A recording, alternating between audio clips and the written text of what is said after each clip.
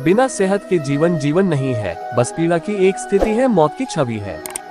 घृणा को घृणा से खत्म नहीं किया जा सकता है, बल्कि इसे प्रेम से ही खत्म किया जा सकता है, जो कि एक प्राकृतिक सत्य है। आपके पास जो कुछ भी है उसे बड़ा चढ़ाकर मत बताए और ना ही दूसरों से ईर्ष्या कीजिए।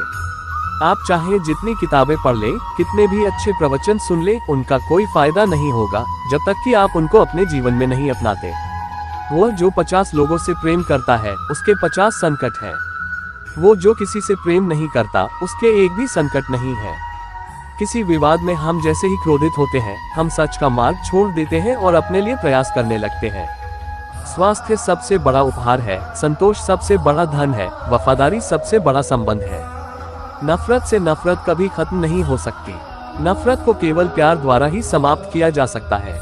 यह एक प्राकृतिक सत्य है। जो बीत गया उसमें नहीं उलझना चाहिए और ना ही भविष्य को लेकर ज्यादा चिंतित रहना चाहिए, बल्कि हमें वर्तमान में ही जीना चाहिए। यही खुशी से जीने का रास्ता है।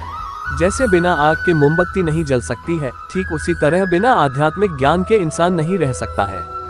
जिसे जानबूझकर झूठ बोलने में लज्जा नहीं, वह कोई भी पाप कर सकता है। इसलिए तू ये हृदय में अंकित कर ले कि मैं हंसी मजाक में भी कभी असत्य नहीं बोलूंगा।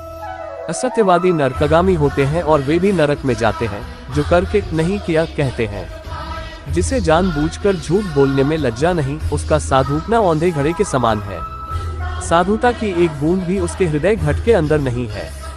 बुद्ध कहते हैं, अतीत पर ध्यान मत दो, भविष्य के बारे में मत सोचो, अपने मन को वर्तमान क्षण पर केंद्रित करो। ये लोग भी कैसे हैं?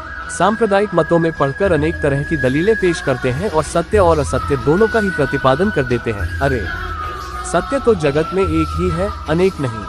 सत्यवाणी ही अमृतवाणी है, सत्यवाणी ही सनातन धर्म है। सत्य, सदर्थ और सधर्म पर संत जन सदैव दृढ़ रहते हैं। सभा में, परिषद में अथवा एकांत में किसी से झूठ न बोले।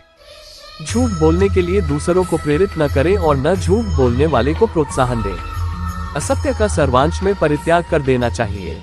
जीवन में हजारों लड़ाइयां जीतने से अच्छा है कि तुम स्वयं पर विजय प्राप्त कर लो। फिर जीत हमेशा तुम्हारी होगी, इसे तुमसे कोई नहीं छीन सकता।